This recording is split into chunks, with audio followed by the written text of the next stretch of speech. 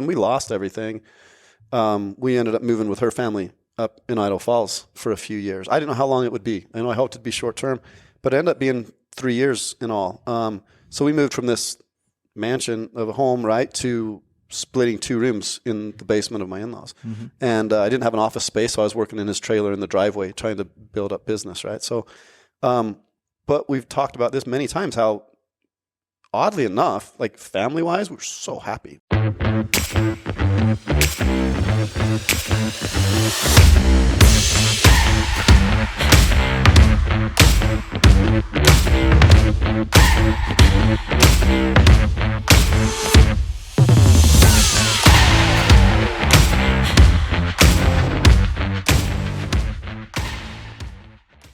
Hey guys, welcome to another episode of Solid. We have some special guests here with us today. Jeff and I do. Brent and Diana Skinner. I've known Brent and Diana for several years now. They are parents of 5 beautiful daughters and just live a phenomenal life of just, I mean, they're just a good all-around example of what our podcast is all about, which is being solid. It's good to be back with you this week. We were gone the last couple of weeks, but luckily Jeff and I had our beautiful wives, Lexi and Kelsey, on the podcast. We probably will rename it Solid with Lex and Kels. Maybe. Maybe, But no, not really. But because they would probably kill us. For sure. But this is a great episode today. I think if you really pay attention to this, and there are a lot of life lessons here, it's very inspirational to me and to Jeff, and you'll get a lot out of it. So pay attention and like and subscribe if you would. We want to get these messages out to as many people as we can. We believe it'll help the world be a better place, and stay solid. We just got back from Idaho. We did a trip up there for holidays. It was her family, so finally got all that side together for the first time in, 5 years or so? Had a couple nephews we'd never met. They live in Idaho. Sorry, they live in Alaska. So it's good. What area, Idaho? Idaho Falls. Okay. Yep. Awesome. I lived in Idaho for a few years. Yeah. I love Idaho, but the winters are rough. Yeah, they are. St. George's made us soft. Yeah. 70 degrees and below. Like I'm starting to layer. No, you acclimate. It's bad. There's no doubt. Yeah, we've been spoiled here. Yeah, we were just in South Dakota last week. Yeah. And we got up there and it was like 5 degrees. Wind chill was probably -10. Yep. It was so cold. You wonder why people live there. Yeah. Well, the hunting's good. So Yeah. I know why they live there. Yeah. That's what brings Brandon back. That's why, yeah. Well, but you don't live there. You I just might visit. though. I might though. No state taxes. Oh, yeah, that's good. Yeah. Really? Yeah. Oh, yeah. It's really cool. So you go out there and it's the opposite. The terrain is the opposite of here. So here you have all the valleys and the mountains, right? Yeah. And out there you're driving down the highway and it looks flat. And then you go and start driving out on the ranches or walking out there. And there's these big, deep canyons. Yeah. So it's like the opposite. So instead of mountains, there's big, they call them coulees, and really rugged terrain. And it's just cool stuff. Yeah, sounds awesome. I've never been there. Never. Spending time. You neither? No. Where are you from? Utah, mostly. I was born in California, but we were young. My dad used to manage Kmart locations back in the early 80s, late 70s, early 80s, when Kmart was just bouncing up popping up everywhere. So he bounced around Arizona and then California. So I've got 3 brothers, and we were all born in a different city between Arizona and California. And we were all maybe a few years apart. Okay. So he was constantly moving. But that was the growth stage. I mean, Kmart back then was just, they were booming. So yeah, we were all born in different states, and then he ended up doing the Kmart in Richfield, Utah, small little town here. Yeah. So we landed there, and that's where we stayed. Great place to grow up. Yeah, it was awesome. Love it. We don't get back too often anymore, but there's not a lot there for me now. Yeah. But we get back a little bit. There's nothing there, especially if you don't have family. Yeah, there's not. They're still there. They're still hanging out. My brothers and I, we've all kind of spread out now. But okay, cool. Are both of you from Richfield then?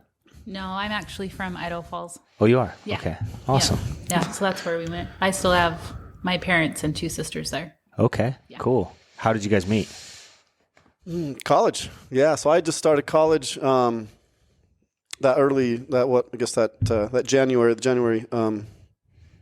in 2001?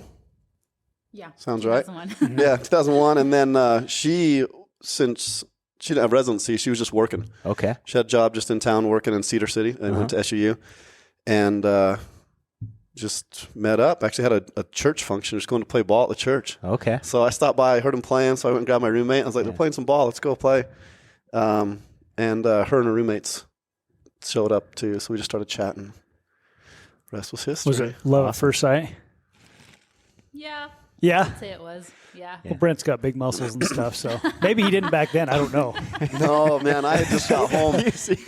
Like, no. I had just served a church mission, right? And I got home. I think I came home. It was 1:39 when I came home. Really? Okay. It was bad. I had a parasite right before I came back. Oh, So yeah. I had like maybe 3 weeks before I came home. For that entire week, I was out of commission. Where'd you go on your mission? Portugal. Awesome. Yeah, so I served in Europe, and then I spent 8 months on these islands in West Africa, off the coast of West Africa, like just a little further south of the Canaries. Okay.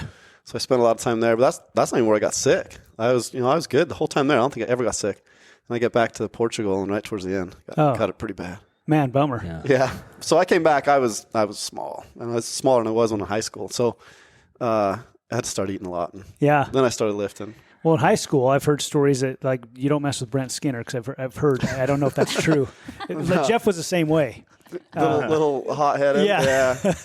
Yeah. It's true. My friend circle, we still joke about it. Yeah. Just I needed to find a new way to vent. I punched a lot of my buddies, even my best friends. Just an angry little child, I think. So there's a lot of stories. We go in for days, but. Were you an athlete? Did you? Yeah, we played ball. There's not a whole lot else to do there. So you were biking or, dirt biking or something, or you were playing ball. So football, basketball. Football, basketball, baseball. Okay, yeah. you just did it all. Yeah, cool. Good times. Cool. It was a ton of fun. That's a good little town, man. I love growing up there. Small towns are awesome, I think. You have all your little connections. Everybody knows everybody. Yep. Maybe that's good and bad. I don't know. It's funny how that works because when I was young, I couldn't wait to get out of St. George. Really? I couldn't wait. I mean, I don't know what the population was in 2007. 2007? Mm-hmm. Yes, I moved away in 2007. I think population of St. George was 50,000. I couldn't wait to get out. Growing up here, I'm just like, I wanted to leave. And then moved to Boise. I moved to Boise for a few years, and it was awesome. I loved it, but I couldn't stand the weather. So then we moved to Vegas, and I loved Vegas until COVID hit, and then moved back to St. George. I never thought I would come back. And then coming back and realizing all the blessings growing up here that you see them raise it. When you're raising your kids, you're like, oh my gosh, And now I'm almost like, I understand people wanting to live in smaller towns where I never understood it before. That's actually a big part of like why we're doing what we're doing and why we're here. Because once we got here, so we're going to school at SUU, and we would come down and visit St. George, and we're like, man, I think I just want to live in St. George. We love the vibe. Mm-hmm. But I was pre-med at the time, and I didn't know if I'd ever make it back here because I had a lot of friends that went optometry, dental, medical, ER, that type of stuff, and very few made it back here. Mm-hmm. They've all had to settle down elsewhere. And so for us, it was way more important to live where we wanted to live and raise the family here. So fortunately, it all worked out in the end. But when we had a short little stint where we moved to Idaho Falls and lived there with family, we couldn't wait to get back. I love Idaho Falls, but the winters are just brutal. Yeah. But man, we sure loved it when we were there. Yeah, you're up there for a week. Yeah, we were just there for a week, and it was good times. The kids wanted to enjoy the snow. Yeah. We got snow the second to last day, so they were able to go out and enjoy that a little bit. Yeah. Good. Yeah, they'd been dying to get out there in it. That's good. Well, I wanted to have you guys on today just because, you guys know the title of our podcast is Solid. So we're always looking for the solid people that we know. And so we've had an opportunity to live around you guys and within the same neighborhood for, we moved here in 2015, I think, 2016. Yeah. And you guys were here maybe a year or so before that? Yeah, just before that. Yeah. Yeah, maybe a year, most. Yeah. You guys are like pioneers of this valley. No, we really are.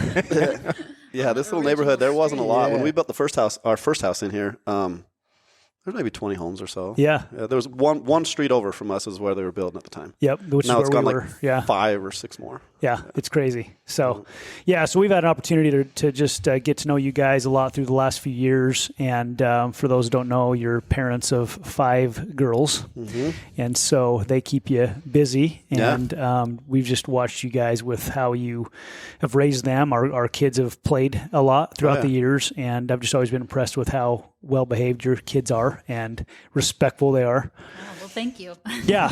And then just getting to know you two of the most genuine people that I know, and anybody who knows you guys would know. I think just feel comfortable with asking you guys for anything if they ever needed anything. And I appreciate that in our life. Lexi and I do. We know that about you. And so I just wanted throughout this podcast kind of get to know what made you guys you, because I think it's we all grow up differently. We all have different experiences, good, bad, different, right? None of us have perfect lives, but how do we deal with those challenging times, I think is it says a lot about our character and who we become and everything else. So, I would kind of like to know what your childhoods were like, first of all, like just how you were, maybe your parents were, what were your parents like? So. Well, thanks for the compliments. I'm feeling good now. Yeah. We'd go another few minutes. It's true. And just so you guys know, like, obviously we don't know each other really well. Yeah. We've just kind of had like as an acquaintance, right, from far. And Brandon and I were talking the other day and just, about the podcast and really people that live solid lives. And you guys are, I think, the epitome of what our podcast stands for. That's awesome. And so we just want to shine the light on people who have, done that and give other people, maybe like I didn't have a great childhood growing up. I didn't have great parents. Like you guys are phenomenal parents. And it's obvious, right? But I didn't have that growing up. So it's always great. I think I was blessed to be able to be recruited by Brandon and go into this environment of Primerica where with this phenomenal environment, people taught me how to be a better father and, all this kind of stuff over time. And so it's cool to see. And that's why we wanted you guys here and be able to, shine a light on this incredible life you guys have built together. You bet. We'll appreciate it. Yeah, this is a fun opportunity. I know we've tried a couple times. It hasn't worked out. I called Brandon after he talked to me again. I was like, okay, let's talk because I want to do this, but like, let's make sure we're dialed in and, my head's in the right place.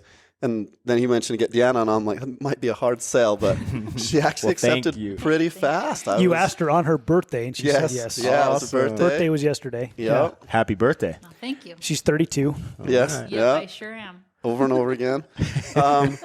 So I had a great childhood. There's no complaints. My dad, like I mentioned, Kmart, right? So he was bouncing around. So we got to Richfield, I think I was 3 or 4, moved from California. I'd lived there. And I think my parents fell in love with the area early on. I don't think they got ever too attached to anywhere else that we had lived prior. But again, Kmart's popping up everywhere. So it was very likely that he would be there for a time and then move on again. And I think, they knew they were done with kids. So that lifestyle, every few years moving, gets old, gets tough. Yep. So I think their desire was always to settle down there once they made it. He ended up losing his job with Kmart over time. A regional, so he was the district manager, a regional manager came in and was the mentality of, hey, we got a clean house, right? He had his opinions. Yep. So I might be off on numbers, but let's say he was over 10. He let go of 7 of his general managers or district managers, right? Okay, yeah. 1 year later, that guy was gone, right? So whatever he thought he was doing, those above him weren't in agreement, right? So, yes. But the damage was done. So my dad ended up knowing he wanted to stay there.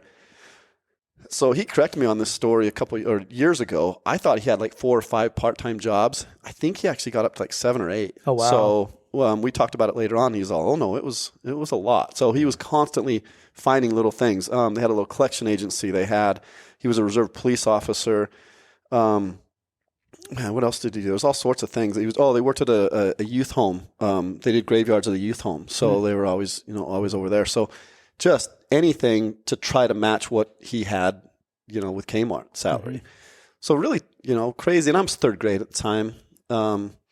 I recognized things were different. Things were harder, tighter budget and all that, but not to any major degree. A lot of this I've learned, later on as an adult. Mm-hmm.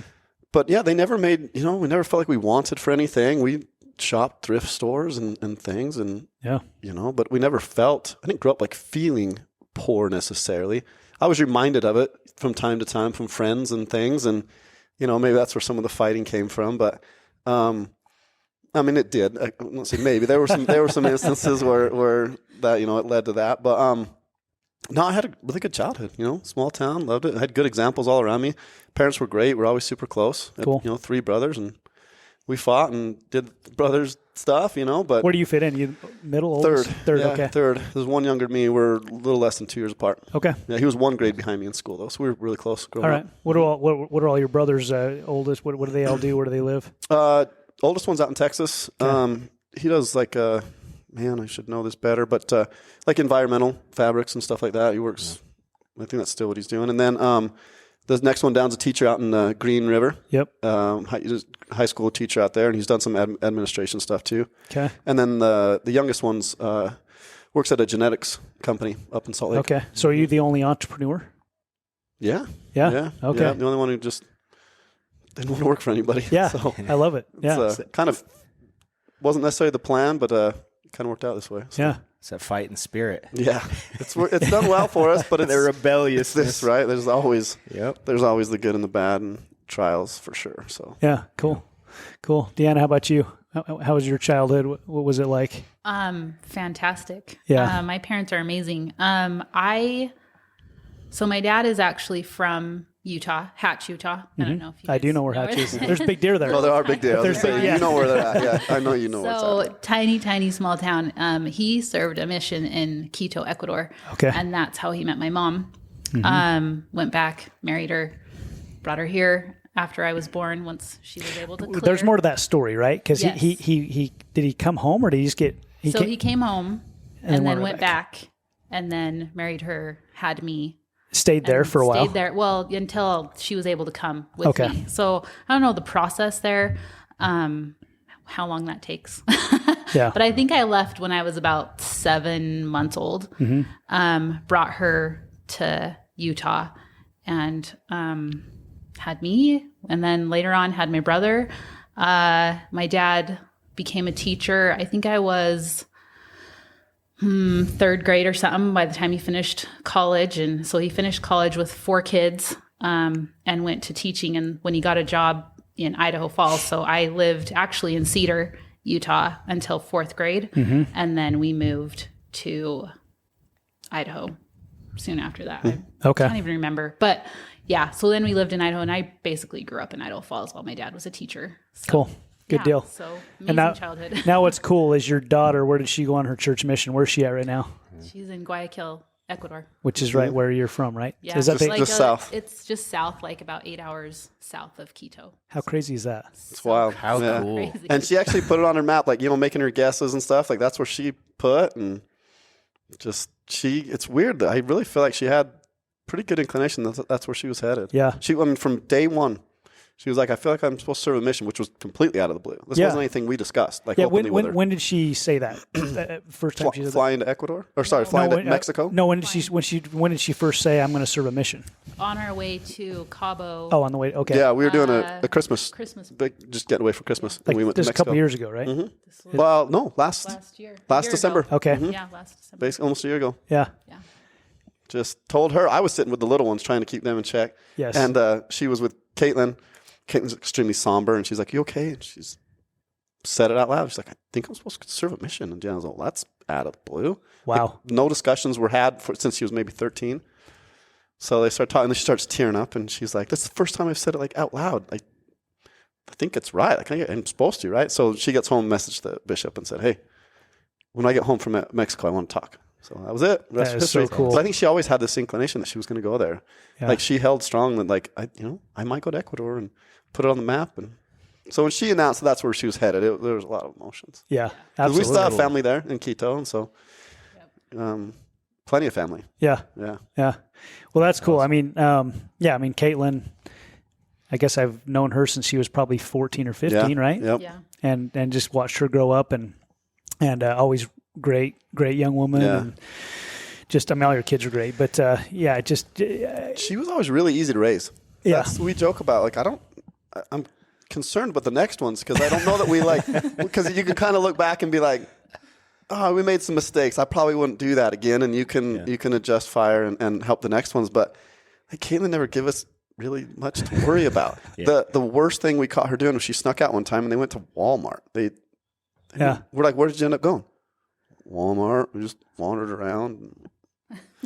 Like, total rebel. that's all you got? Yeah. Like, if that's the worst that you can do, then She we'll was take just it. a good kid, right? Yeah. So we didn't go through all this stuff. Like, okay, the next ones, when this happens, we know how to respond. But we joke about it. That I don't know, like, how much we actually did, but for the most part, I just think you're just there for them, and they've always been super good to talk to us. We're always available. Like, Caitlin would spend a lot of nights. We're ready to just dial down and fall asleep, and then a little knock on the door. sure enough, Caitlin would come in, hop on the bed, and just tell us about her day and talk. And It's good. the other ones don't do that as much, but that was always Caitlin. She would truly come in, and if it was school, if it was, ball on her mind, anything, she'd just talk. You had that relationship, which it seems like you have that relationship with all your kids. Yeah. They can come and talk to you about anything, and I think that's so awesome that you do that, or that you've been able to establish that relationship. Tell us a little bit about just your story in businesses, marriage stuff. I mean, just your story from childhood on now. I mean, give us an overview real quick, and we can talk about some of that stuff. Yeah, and we might get into this, but we've had tons of conversations over the last several months, just, where we're at now, where we were, and why we're a certain way, and, why some things have worked out and some haven't. But in a nutshell, so like in college, I was pre-med, I just wanted to be a doctor. I figured, hey, I grew up, all the doctors I knew were really successful. They were well respected, and that just stuck well with me. What kind of doctor did you have? So I was going to go optometry. Okay. I had thought about some other things, but in the end, I landed on optometry. So I did all the pre-med, all the biology, chemistry classes, physics and all that. For the most part, it wasn't terrible, but a few of those were absolutely brutal courses. And so I get all that done, and before grad school, a really good friend of mine that I met in the military, we served together, he asked me, hey, I'm doing lending down in St. George, doing mortgage lending, we're crushing it, so come do this with me, I'll train you really fast. So we did. Right after college, I came here. He wasn't wrong. I mean, the market was insane. Yep. And I was making more money than doctors before long. We were doing really, really well. Mm-hmm. But again, young and dumb, and this was 2005. This was 2005. Yeah. So I graduated 2005. So it would have been probably later on that year. I don't remember exactly what month. Maybe early 2006. Came here, and I mean, it was for a couple of years. That was awesome. Yeah, absolutely crushed it. No. And again, there's obviously things I would do differently now, but we got caught up in it, the money, and I didn't buy a lot of toys, but we built a really nice house, like an amazing home out in Washington, just under 8,000 square foot house on like a little over an acre. I mean, just truly like a dream home. We've joked that we'd build that house again, someday. And so, then 2008 came and wasn't as easy. Like money was a lot harder to come by. Things changed a lot. Financial crisis. Hit hard. Yeah, and it hit us hard. We had several homes at the time. The values just tanked. There's a lot of things happen that if you can weather the storm on one or two, but I had like 5 or 6 things all come down. We did some hard money, rental properties, hard money lending. That was probably the biggest one. We did a decent sized hard money loan, went to claim the collateral. Another party came in and also claimed, so went to dispute. And, police got involved. LA County Sheriff's actually ended up claiming the collateral, and to this day still have it. So, so just a lot of things. So we ended up just completely losing everything. While this was all going on, I don't know how far deep we want to get into this, but I went to her and I'm like, hey, like money is not coming like it used to. It used to come very easily. So I went back driving pizzas of all things. Like that's what I did through college. I delivered pizzas. Did you graduate college? So did you graduate? Yep, I finished college. Graduated, then did mortgages, then ended up delivering pizzas. Yeah, went back to delivering pizzas, and we were still living in that house. Mm-hmm. So I would work all day trying to figure out how to adjust the business and pivot. And then, which is kind of funny now because I was really working for pennies, right? But it just seemed like if there's anything more to be done, just do it. Yeah. So it was hard, man. It was super humbling. Embarrassing. I mean, you name it. It was brutal. And so I remember one time I was dealing with it, and I didn't even look at the name on the order. I just delivered it to a house out in Washington, and the kid who answers the door was a buddy of mine from high school. We grew up together. He graduated together, same grade. And said, "Hi, what's up?" Handed him the pizza, and went back in my car and just was like, "Oh my gosh!" Yeah. I was processing all these things. Well, he must have to be thinking. I have no clue what he was thinking.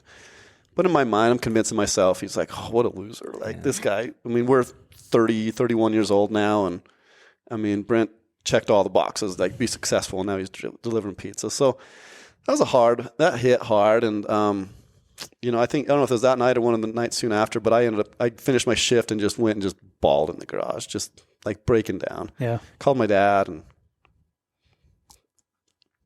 it's like, I don't know what else to do. This is where we're at. Yeah. Like, this is where I was. Still have these things, but I'm losing everything. And that's when we talked about, he's like, if you remember, he said, you were third grade-ish. He said, I lost my job from Kmart, and it was brutal. And that's when we kind of discovered how many part-time jobs he's actually working. But that gave me the, I guess, ability or whatever, like, hey, no matter what happens, just fight for it, right? Like, don't give something up. out. Yeah, figure something out. Tough, keep going. Turn it up. Yeah, so the pizza thing was like what awesome. is a little bit of additional I had. It wasn't a lot, but it helped ease a little bit. And again, I may do it differently if it, came down again. But at the time, it's just, if there's something, I was grabbing for it. Have you always had the desire to become successful?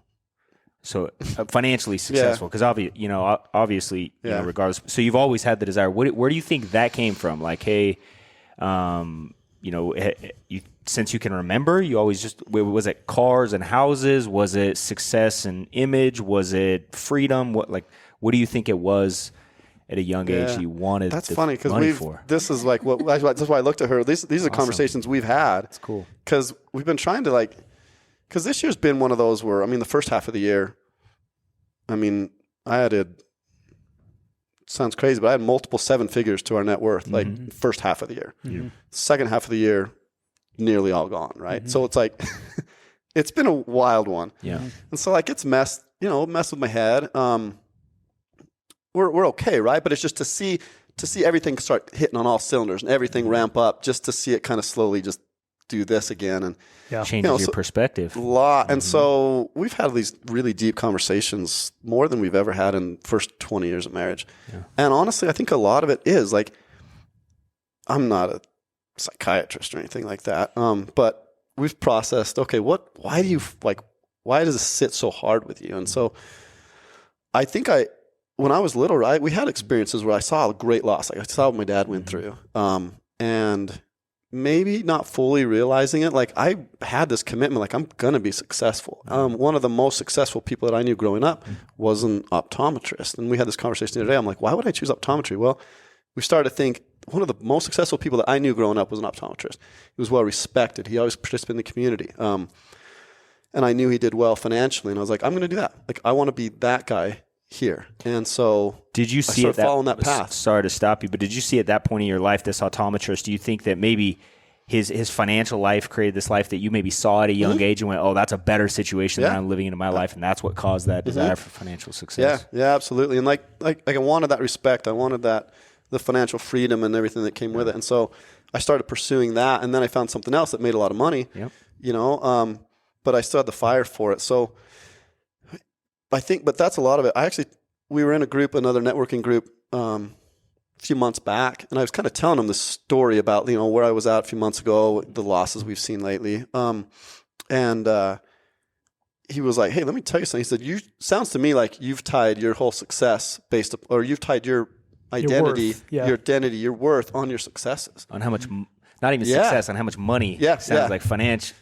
Yeah, and that's a good point, because success can be defined very, many different ways. And that's what I've tried to change recently is how are you defining success? Because if it's just tied to money, it's super unhealthy. Right.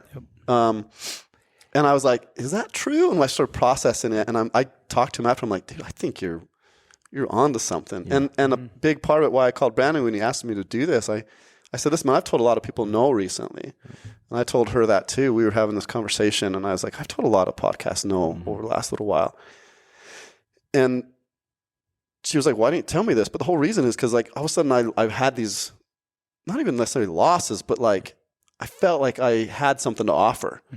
And then suddenly I felt like I didn't, which is weird because nothing's changed other than $1 in the bank account, right? Nobody else can see. Nobody knows. Right. Yeah. But my personal worth that I was, giving to myself changed everything in my mind. Yeah. I think this great thing about challenges and the desire to be successful is you look at this challenge and then go, hey, something's not right because it's not happening the way. And then you have to reflect. And then you have to really think about, all right, do I want to keep going the way or do I want to change, right? Yeah. It's only it's a lot easier to talk about, I think, after you go through those challenges, right? And it's a lot. It's cool to me to hear you guys talking about those is obviously your lives have changed in multiple different times in your lives, right? From delivering pizzas to what's happening now. It's a totally different level, right? Oh, but it's cool because I think that, and the reason I asked have you always had a desire to become financially successful is because I think only that person, it seems to me, you're, I don't know if emotional is the right word, but I can feel the emotion when you talk about your dad at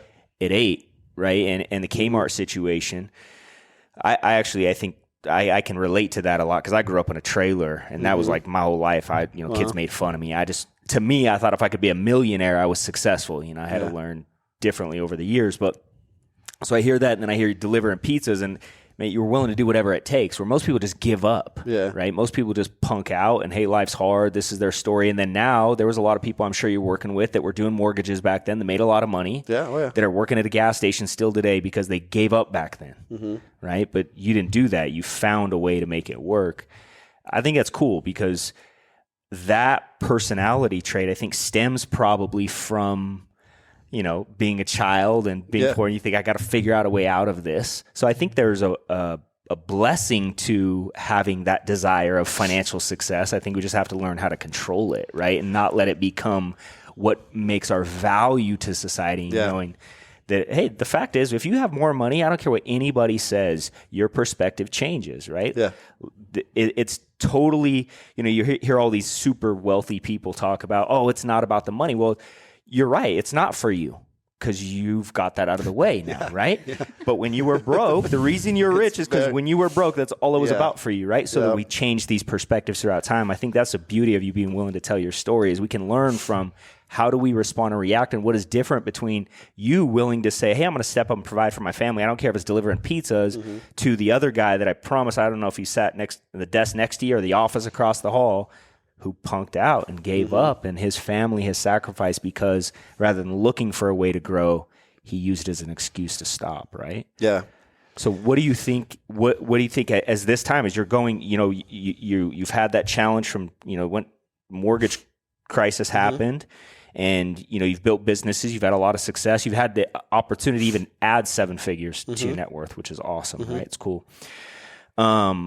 And so what do you think is the difference? What have you learned? Like, what are you thinking about these conversations you guys are having together right now? What have you learned that how you respond differently? Because obviously you responded pretty good in 2008, right? To see your life now from everything crashing to see your life now, the response was good. So what are some things you learned then that you're glad you did? And what are some things that you think, man, I got to change this time, and I think we'll have a better outcome even moving forward? You got any thoughts on that? You want me to run? For it. Okay, so I think for the most part, from conversations we had, it's more of, first of all, forget the money side of it. Because speaking of emotions, my emotions are always like freaking surface level. I'm an emotional creature, and some of our kids are the same way. I see it in them all the time. And you're a dad of daughters. I'm a dad of daughters. That's a good thing. For someone like who's always feisty and hot-headed and getting in way too many fights, I'm pretty soft anymore. God knew that was the way. Yeah, they broke me down a little bit, which is fine. Like, I don't mind it. They see me get emotional both ways, and so like I've had to explain to them a little bit. Like it's tempers and whatever, it's fine. But like a lot of what your experience is just you're a passionate person, just like I am. Like our middle one, I explain to her all the time. I was like, it's okay to like be passionate about things, but there's a limit. You got to control it and use it right time, because that same passion, can probably push you to achieve some really, really great things. Yeah. Or if you let it get you, this is Kaya. Yep. We were on a cruise one time. Yep. And Kaya, she was trying to win this video game, right? And you looked at your whatever the little card they give you, and you had like $400 charged on there or something because you're trying to win this video. Yeah, they just they didn't understand that. You just keep swiping. I think we put a limit on it at some point. I know, we're like, wait, what? Who's doing this? That's awesome. Yeah, that's her. But you nailed it. So she's that way. Say I'm very emotional, but I think the biggest thing is just get it out of your head where my identity lies. The second part of that, when that kid asked me that, and he said, I feel like your identity is tied to money, the dollar figure that you have, that's where you attach your value. And he said, what else do you have in life? And so we started talking about wife, kids, God, just everything, like that's in check. And he's like, bro, like that's where the value is. That's where you've done well, right? Like forget about the money. You can do well in business. You could everything, we could launch a new business tomorrow and crush it. But those long-term things. And so like personally, I've just been processing, okay, what would I rather have in 30, 40 years? You know, my kids saying, you know, I was a great dad. I supported him. You know, I was there for him, those type of things that I appreciated about my dad, right? Or that my dad made a lot of money, you know? And, you know, I lost the business partner I talked about that got me into mortgages. You know, we lost him a few years ago, 2.5 years ago he died. And so, like, I've thought a lot about that too. You know, he was extremely successful. But he was a great dad too. So, like, what's more important? If I were to be gone tomorrow, you know, what's more important, that I made money or that my kids have amazing memories with me and that they, you know, we had that relationship. And so, you know, money's necessary, but the problem I had, I think I was defining myself too much based upon that. And so it's just a change, you know, in my own mind of where I place my personal worth and value. I think naturally, as males, as fathers, as providers, we're wired that way, right? Like that's kind of our argue to say that even most women, I think, especially look at Little Valley. I was on my way here. I drive past every other car is an Escalade. I was on the phone with my wife, and I go, people live way beyond their means, as in St. George, especially, but in life in general, right? But especially in St. George. And so I think I would argue to say women do too. You know, that we tie our value to how much money we have, what we're driving, what kind of house we live in, all this kind of stuff because of society and the way we're programmed. We're programmed to be consumers, right? Most people don't realize that our entire lives, everything is designed to market to us as a young child. So from we're young to where we're growing up, we're designed to become these consumers, and the way we can consume whatever we want, make as much money as possible. If you have a lot of it, you're valuable because you can buy all this crap that doesn't matter, right?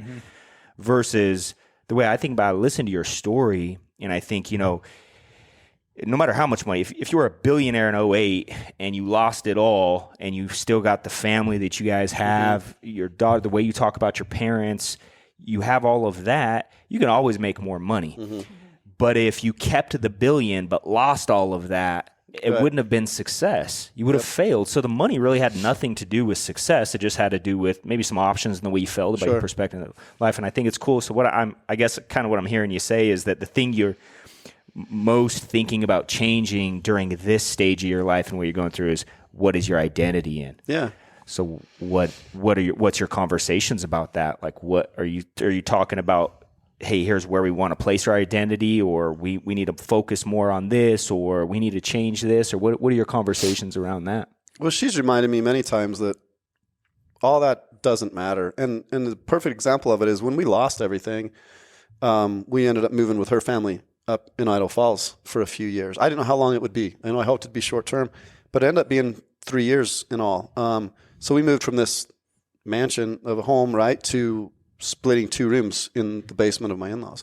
And I didn't have an office space, so I was working in his trailer in the driveway trying to build up business, right? So, but we've talked about this many times, how oddly enough, like family-wise, we were so happy. We were out weekends fishing and hunting and exploring, and the kids were always on a lake or a river, you know, things like that. So at that time, granted, they were younger, didn't have as much going on, but they just thought it was this awesome vacation, awesome time to live with grandma and grandpa. And so it's funny because like we're struggling inside and like, oh my gosh, I can't believe I put us in this position. You know, this is where I'm at now.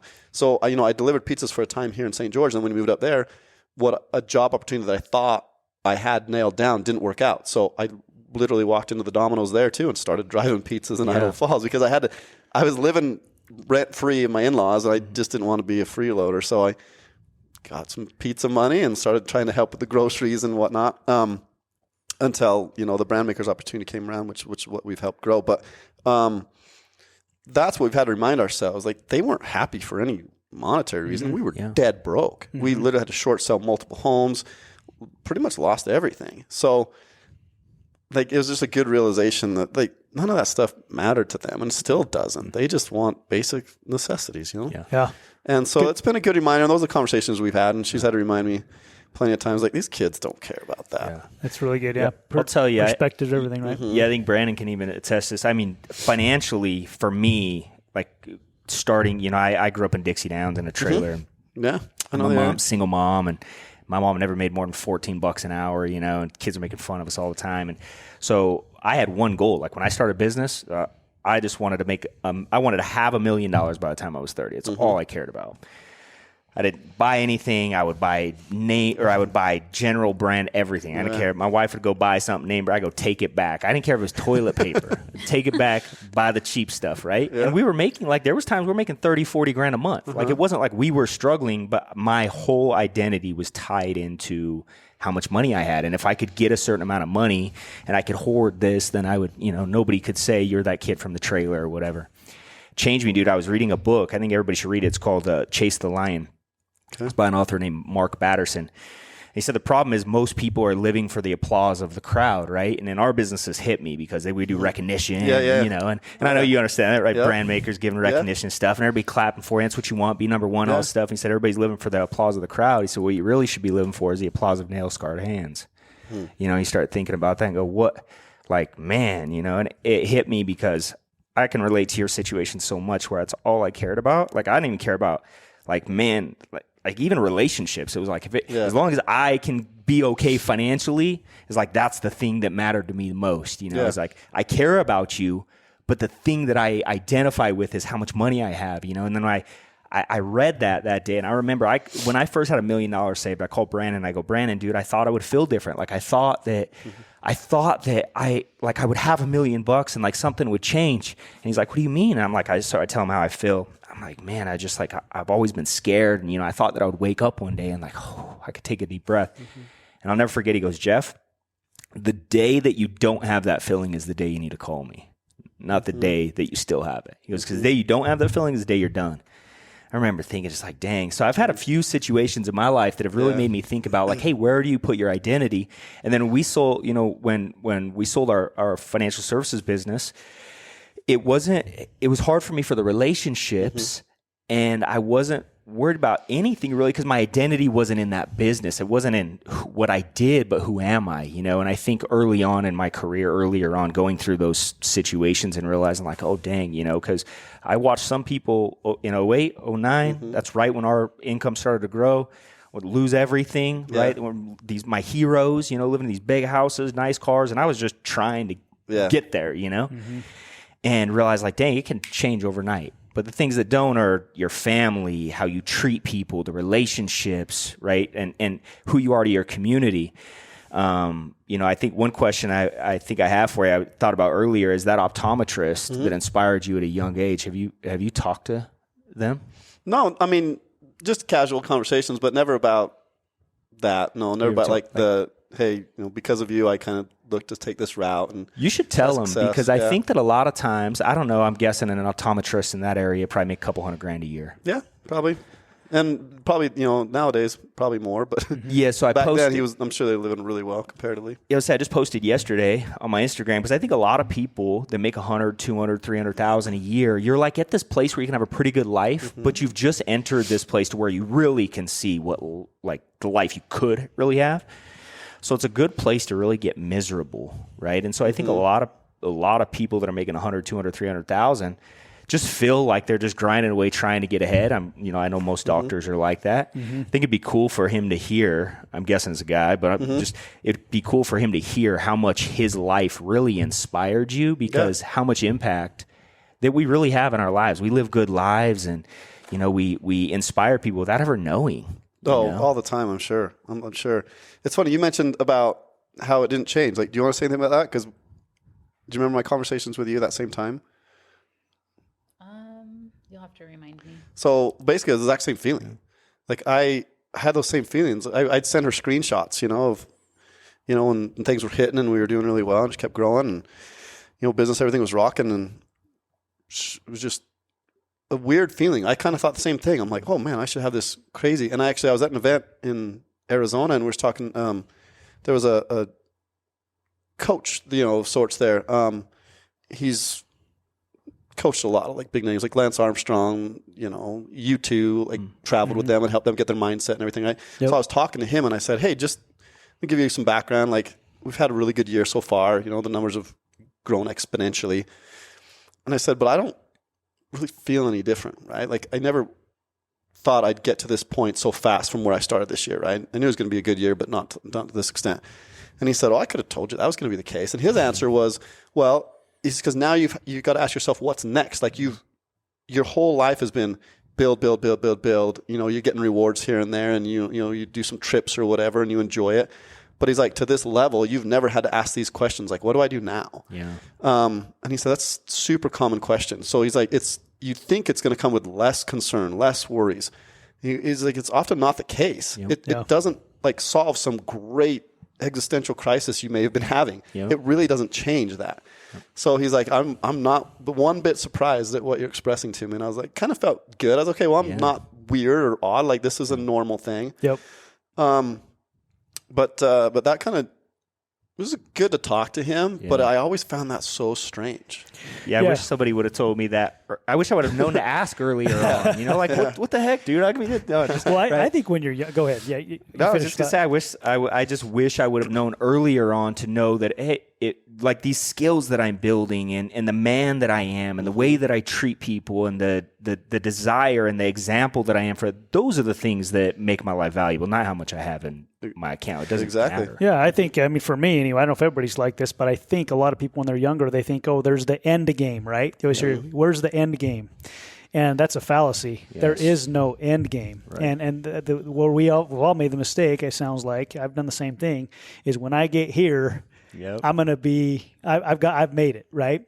And then you get there and like, this is no different than it was before, right? Perfect, yeah. It's the whole here's what I'm doing versus here's who I am argument, right? Yeah. I mean, once you decide who you are, you know, what you have is automatic, Yeah. right? That, you know, your life and your house and your cars, it's a result of who you are, right? It's just Right. who you are. And I think that can really help a lot of people out right now because Totally. everything that's going on with the economy and what's going on, there's a lot of people that are losing a lot right now, that are going to lose a lot. Say it's just getting started. It's just getting started, and it's going to happen. And so this is such a timely episode we're doing here, I think, because the question everybody has is, okay, I've lost everything, or I'm about to lose everything, or I can see it coming, and I don't know how to stop it, and or I'm not going to, but I want to know how to avoid. or how to Right. avoid it How if to- I can, right?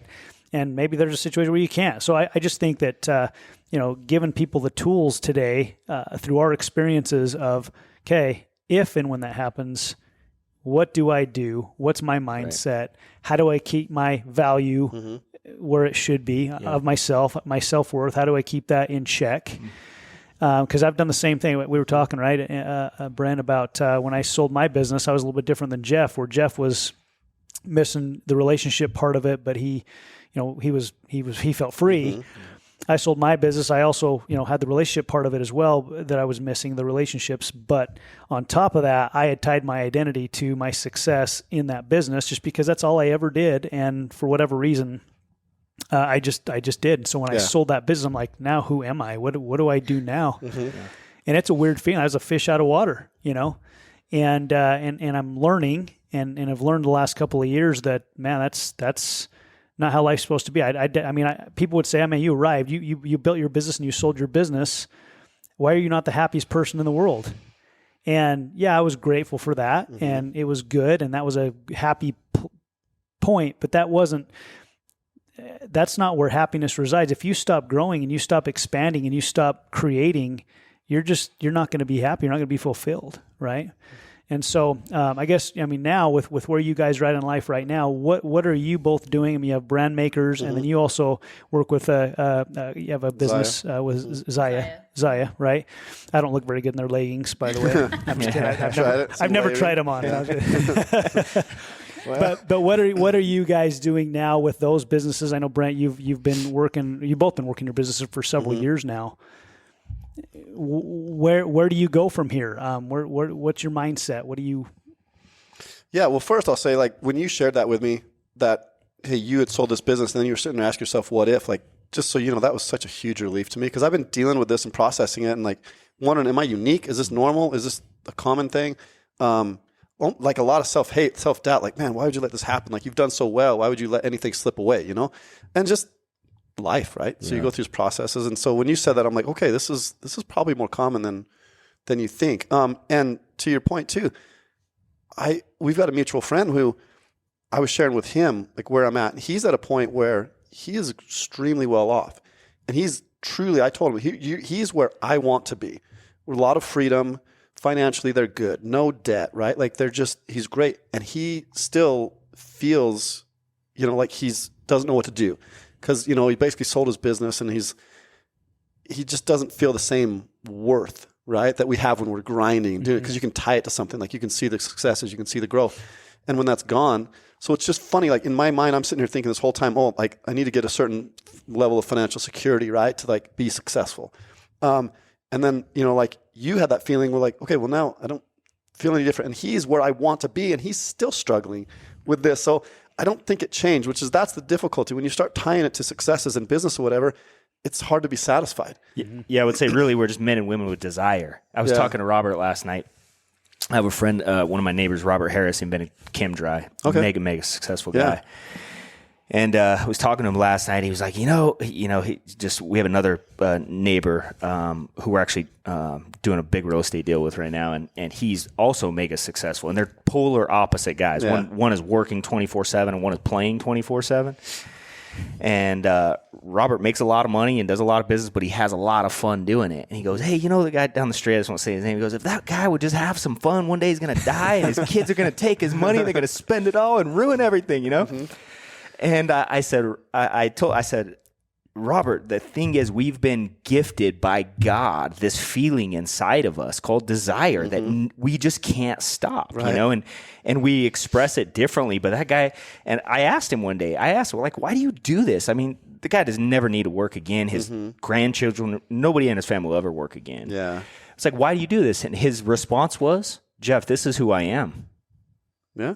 His exact response, this is who I am. It's just like, he doesn't have to do it. He's accepted this desire in my soul, this ambition is a positive emotion, not a negative one, right? It's trying to prove everybody else that, hey, I'm successful because I have this, I think is where the depressing emotions come from. Agreed. No, I'm totally agree. Like, I don't think there's anything wrong with having passion and wanting to create and stuff, and that's your identity, that's great.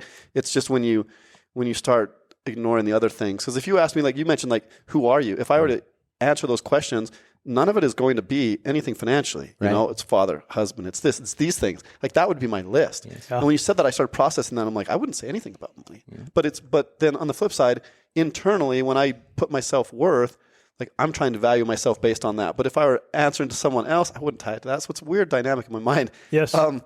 Great response. I think I would also say, phenomenal response. It really is, I think. Because I would also say you guys described your parents, you never really... like hearing you say that about your parents is awesome. Yep. Yeah, I mean, it was just, I think that we all want our children to say those things growing up. I have the greatest parents in the world, right? But nothing was revolved around, nobody knows. We still don't know. We don't know if parents are wealthy or not. They could be not, right? But that's cool to know. And I think that, having the options, like I've always wanted to just provide my family with a great life because they were things that I didn't have, right? I grew up in a trailer, so I want my kids to live in a mansion. I want my kids to. Yeah, sure. I mean, it's natural. It's a progression, right? Like you want your kids to live better. I hope my kids live a better life than I lived. Like, otherwise, like we're either staying stagnant and flat or we're growing, right? We definitely don't want to decline. So our whole goal is to set these kids up so they can be successful in the future. And like by example and stuff, not just hand them money, but like that's what I love is these kids, they don't need to work. They've all got a job so far. The ones that are like both our kids were working and I love that. And I'm like, you don't have to, don't stress yourself out. But they're like, no, I want to do things. I don't want to come and ask you like, hey, can you help me out with this? Like I want to be able to just go do it because I have the money to do it. Mm-hmm. So I love that side. And I think we pass that along and they see us and they start, follow that example, right? Yeah. But to get back to Brandon's thing, long way around. But so like brand makers, I jumped in brand makers when we were in Idaho Falls. An old friend reached out to me when I was literally just driving Domino's. That's all I had at the time. So options were wide open. And he's like, hey, well, he made a Facebook post and I said, hey, that sounds cool. Let's do it. All I knew is he was always with UFC fighters and PBR rodeo guys and things. And I'm like, I don't know what you do, but I follow your Facebook and man, looks like it's fun. So he calls me and kind of says, we do apparel and promo items and stuff. We do all the brand merchandising. And I'm like, I'm in, let's do it. So I started doing that. And again, just working in a trailer in a driveway, cold calling. When we'd drive around, we'd pass trucking companies or any business and she'd write them down on a little notebook we had in the car. Awesome. Yeah. And I'd get back and I'd start calling them. And so, humble beginnings, I started doing that and a few random encounters. Then I started all of a sudden branding for like Real Housewives of Beverly Hills and some History Channel TV shows and Outdoor Channel TV shows, and just made a few connections, and you know how it goes. And Yep. over a few years, that started growing and blowing up, and now we've really ramped it up. But I got great partners and amazing team, right? So obviously that helps. But now that that's been pretty well established, we've last 2 years, I'd say, we've started just outside investing. So we've done franchises. We've done a few locations of Everbowl, Acai Bowl franchise. We've invested in some other restaurants, chicken sandwich, donut shops. It's another Hawaiian sandwich restaurant. So, and they're all come here. They've got some up north now, and so we've just been doing that where we can just invest, but it doesn't take any away from my day to day, right? So it's all we've just been eyeballing residual opportunities. Yeah. And then she's just been growing her following and stuff with the something that I'm picking up from your story too is just throughout your life, your careers, is you just keep moving. Like delivering pizza, you were moving, right? And I think where we can get into trouble sometimes is when life does hit us hard, we just get paralyzed and don't do anything. Yeah. At least you were doing something. You were delivering pizza. You were watching your Facebook. Maybe people say I'm wasting time on Facebook. Well, what was your focus? Your focus was to figure out a way to provide for your family. Yeah. And you got creative and called your buddy who you saw was doing something that you thought would be cool, and you just reached out, right? And if we just put ourselves out there, and sometimes you just got to be moving. You got to be walking. You got to be and stuff presents itself. I think there's so much to life that's luck, but it's luck based on your preparation and your ability to be moving forward all the time. Yeah, well, preparation meets opportunity, right? You have to be prepared that when you see the opportunity to get lucky, right? Otherwise, if you're not prepared and you're not moving and put yourself in the position, there's no opportunity for luck. Yeah. Of course it didn't happen. And I think I've missed a huge part of the story, which is her, if you want to share some of it. But I mean, I'm just a part of the story. Like the pizza, right? Like I went back and did that, but believe me, I was just going to ask about partnership because I want to know about your partnership because you've done this as a team, right? Yeah. Well, that's the thing is, I mean, it doesn't matter as a man or a woman. Like I made when we lost everything, like that was a huge burden on me because I was making those choices. Like I was the one who said, "Hey, let's do this hard money deal. It's a no brainer," and that was $250,000 like gone. Everything that I think led up to that was on me. Like I made those decisions financially and put us in a compromising position when the market turned. So to her benefit, like the conversations we had was never like, how did you do this to me? Like, how could you do this? Why would you not be more careful? It was just like, we live and learn. Like this is where we're at. Yeah. So like, I appreciate you going out and get a job at Domino's, like for as embarrassing and humbling that experience was. But when we moved to Idaho Falls, like, I mean, it wasn't just me. You can kind of share what you ended up doing. I went and got a job at the mall, and then I got a data entry job that I could do at home. So I just worked both jobs as much as I possibly could with the help of, I have a sister that's like 8. Is she like 8 years younger than me? Yeah.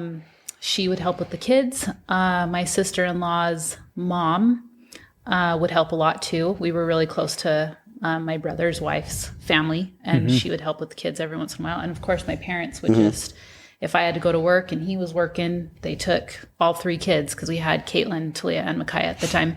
And Micaiah was 2. Yeah, she was young. 2, and she was a 2-year-old. She was fun. It's awesome because it seems like you guys had, a phenomenal relationship, and during these times of challenges, it seems like it almost made you grow closer together. Oh, yeah, without a doubt. What do you think? How was your guys' perspective? Talk about Well, my perspective is as long as we're all healthy and happy, it doesn't matter how much money we have, and we're together. And I will do whatever I need to do to take in my part to help. And that's just, and I just remind him like.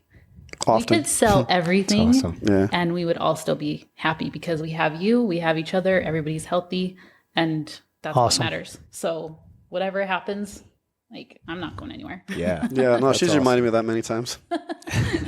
I think that's what makes a good team though, is because then you know that. Because I think a lot of men that really have the desire like you have, sometimes if they have a spouse that's the opposite of you, Deanna, it's hard because they have, which I don't, I'm blessed to have a spouse just like you. She's all in. Like, she's willing to do whatever it takes. And that's her thing has always been, Jeff, I will do whatever it takes to where at the end, I will always be the reason we did, never be the reason we didn't succeed, right? Which has always been cool. But I think a lot of men, they'll leave their homes and their spouses kind of get angry that maybe their husbands have made decisions and put their family in a situation, and having this thing like, well, you owe us, you need to get it back for us. And they want to, but they feel like they have this like voice and like this discontentment. And I think it breaks down men's self-esteem, and then they have a hard time succeeding. And then it's this like hard cycle that you see it happen in relationships, and it's sad, where it's cool to watch you guys have this positive reinforcement through challenge and struggle. And to hear your response like that, I think is awesome, because if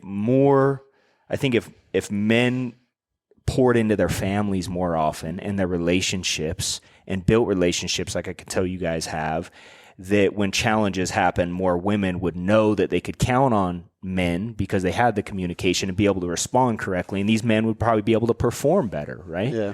So I think it's a big challenge that I see in life. So what do you think, maybe Deanna, did that perspective, how do you think that came to your life? Was it your mom? Did you have grandparents? I mean, where did that come from? Well, I came from both my parents worked. My dad was a teacher and my mom was a dental assistant. Just from knowing her story of the struggles of learning English, while my dad was going to school trying to get his teaching degree, she did what she could to help him. We fostered kids, so she was able to get a little bit of income from that. She ended up with a dental assistant job from my uncle. He was a dentist that actually married my mom's sister. So he brought her in because she could speak. Eventually, when her English got better, she was able to, she was bilingual. Yeah. So he's all, you're an asset. So she started working, and just me seeing, I was so young. Sometimes it was hard knowing, well, both my parents work. I can't ever do anything, Yep. But just seeing, I think that like them working so hard to make sure that the four of us had, what we needed. Yeah. Definitely didn't have like a lot of money. My parents did well for what we had and where we were. And I think just seeing that, just them working hard to live, and just their marriage. My parents' marriage it was exactly what I wanted. Awesome. And we joke that sometimes I tell him, I'm like, I basically married my dad. I think most women do, whether they like it or not. Similar. And so it's kind of funny. And the thing that I think I've told Brent before, one time when we were living with my parents, he was worried that my dad was upset with him. Mm-hmm. And I was like, no, there's no way he would be upset with you because we're here, And I went to my dad and I just said, look, he feels like maybe you're upset that he's not taking care of us like he should. And my dad was like, he's doing exactly what he should be doing. He didn't come here and he's not sitting downstairs. It's awesome. Playing video games. Yeah, playing video games or whatever. Yeah. He's still working to take care of the family, even if it's pennies. He's still providing however he can, and he's all that's all I need. Yeah, he's all, I just need to know that he's going to do whatever he can to provide for willingness. Yeah. Looking at our daughters, right? All of us have daughters. Yeah. What kind of men do we want them to marry? Mm-hmm. Somebody who, first of all, treats our daughters like they're a daughter of our Heavenly Father, right? Yeah. And that's number one. Mm-hmm. And life's going to be messy sometimes, but if that's happening, that's honor my daughter. Yeah. That's as long as it's happening, I'm pleased, and a lot of good lessons here today. Let me tell you something real quick too. Like you reminded me, you start talking like the family dynamic and stuff and kids and where the value is there. So when right in the middle, when we're losing all, like this has actually helped me even to this day, just kind of reframe purpose and things. So Kaya came into our life what I felt was like the worst possible time. Literally, like we're going bankrupt. I'm losing everything. And then this child's born. I'm like, this could not be worse. Like, everything else I'm dealing with, I got another mouth to feed, right? So I'm finding all the negatives in the situation. Mm-hmm. And she swears to this day, and I don't disagree that like all my negative energy at the time, I could not sit with Kaya without her just losing her mind. It was like hand her to dad and major meltdown every time. And there was a couple nights, I can't remember what was going on. I don't know if you were working, but there was somewhere. I didn't work. So something took her away from the house. And I knew I was going to be alone for a few hours with Kaya. And I'm like, it's not going to go well. And sure enough, just laying on the couch, I mean, an hour straight, this kid just losing her mind, screaming, crying. And I, up to that point, I just kept thinking, like, why at this time? Why do I have to have this kid right now? Well, something clicked in the moment. And I was just looking at this little baby. She's just losing her mind. And I was like, what if I flip this? What if, like, this is what gives me that drive to, like, push through and be like, okay, you need something. Told you I'm an emotional dude. So, like, you need something to grab a hold of and something to, like, motivate you and push you to get out of this funk. Because, like, I could see the future. I knew where things were heading. It was bad. So I was like, you know what? Forget it. Like, you're going to be my best friend. I'll just talk to you because you can't understand a dang thing anyway. So I would literally just tell her, like, what was going on, like, my frustrations, my worries, concerns. And I just started calling her. I was like, you'll be my best friend, right? I didn't think I'd get emotional. So anyway, I started calling her that. Like, and to this day, it's kind of a funny thing. I was like, what's up, best friend? And so on her 13th birthday, 13th birthday, just barely a year ago, right? I was driving around with her, and I was like, have I ever tell you why I was calling my best friend? So I told her that story, and she's just sitting there crying in the passenger seat. And I was like, there's good tears, right? And she's like, yeah, I had no idea. But that's why I was like, you're just going to be my homie. Awesome. Like, I'm just going to share everything with you, and I'll just kind of use you as my crutch, like the motivation again. So, like, it's weird. Gosh dang it, Brent. Well, this random little baby, right? But, like, that was honestly, like, the tipping point where I was like, yeah, life is awful. But, like, you're not a curse in my life, which is the way I wanted to see it, because I just wanted to be angry. Man, I was pissed. Man, I was mad at myself and a lot of guilt. And so I was able to flip that and just use that. It changed everything, right? Because then it was so much easier to make those decisions, to go drive the pizza and for her to, you know, bless her soul, like, go work at the mall, things that I never thought I'd have my wife, I'd be in a position where she had to go get a job at the mall again, just because I thought we were past that. We all did that through college and did whatever we could, you know. And I was like, okay, now we've made it. We're beyond that, but, you know, nothing to it. It's just you do what you need to do. And so that helped me a ton. And I've always relied on that kid. It's weird, but, like, she's still, like, a big motivation. It's kind of wild, but it's awesome. It's like God sent you a gift. You didn't realize it. And as soon as you notice it changed everything. Yeah. Hey, where else would we build these relationships other than through trials and challenges, right? Yeah. At the time, I mean, you're like, what is going on? And then it ends up being one of your biggest blessings in life. And that's huge. How it works. Yeah. That's community, awesome. Man. Like, Harvard just did a study that I read where does happiness come from? And they said community was the main thing. Yeah. I just say that story this morning, but that's what it is. It's like those around you in the community you surround yourself with. Yeah, I think Bhutan, is the country. They actually, they don't participate in the global GDP. They actually have like they measure their success based on how happy each individual in the country is. Mm-hmm. And it's pretty cool to, I don't know if you ever done any research on that. They do a lot of like community, and the people that are most involved in community actually live the longest, which is cool. That's cool. So they measure happiness a lot. It's cool. I've never been there, but I've always wanted to go to Bhutan because sounds that's like a sweet place. Yeah. Very cool. Well, good. Well, man, we really appreciate you being on today. I'm inspired. I'm sure a lot of people are going to be inspired.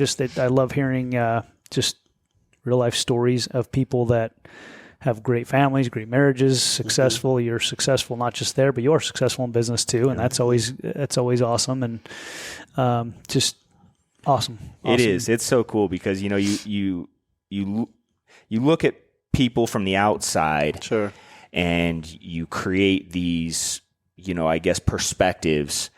And, you guys live an inspiring life. You do, you see I promise you, everybody in St. George drives through your neighborhood to, get inspired by homes and stuff. And so you live this life. And I think a lot of times when people aren't successful, they think that everybody's life is just perfect and it's like challenges only happen to them. And because, maybe a lot of times when we're not successful, we don't have the opportunity for successful people to get vulnerable with us. Sure. And so I appreciate you guys doing that today because I really think it's going to change a lot of people's lives. As inspiring as your life is, and then to be willing to talk about the challenges and the positive choices y'all made during those challenging times is really, I think, the inspiration in all of this is not the end result in this great life you guys live today, but these inspirational choices you made throughout the process is inspiring. So appreciate you guys. No doubt. It's been good. Yeah. We need to hook up too for some branding or brand branding gear and merchandise. For sure. And then so if anybody out there needs like any branding type stuff, brand makers. Hats, mugs, lanyards, keychains. Get a hold of t-shirts, you name Brent. it. Yeah. How do they get a hold of you? That's the best way. Instagram's good. Like honestly, I've transitioned my business over the last few years. Right before COVID, I started to do this, and so it's been good. But yeah, most everything's like, so it's just BrentSkinner.stg on Instagram. Like that's where I've started to build more of the following and everything. We'll get Mallory to tag your IG. Yeah. And Deanna too, if anybody needs any top end workout gear. Workout gear. Is it only workout gear or do they do other stuff too? There's like all day wear too. Okay. Like, some stuff that you can wear to the office, and yeah, we get a lot of teachers that buy some stuff from us because they can wear it to school and it's comfortable. Cool. How do they get a hold of you? They can do the same on Instagram. I actually don't really remember my handle. Is it Zyia? No, I don't have that. Oh, no, anymore. I don't know. Just We'll- my name. we'll I don't get know you what it tagged. is. We'll figure it out. Yeah, it'll we be got tagged. I think it's my name and number 7, but I don't remember what it is. All right. Awesome. We'll make it happen. Well, we appreciate you guys. Love you guys. Thanks Yeah, for appreciate it, spending man. some time with us Thank you. today. Thank you. Yeah.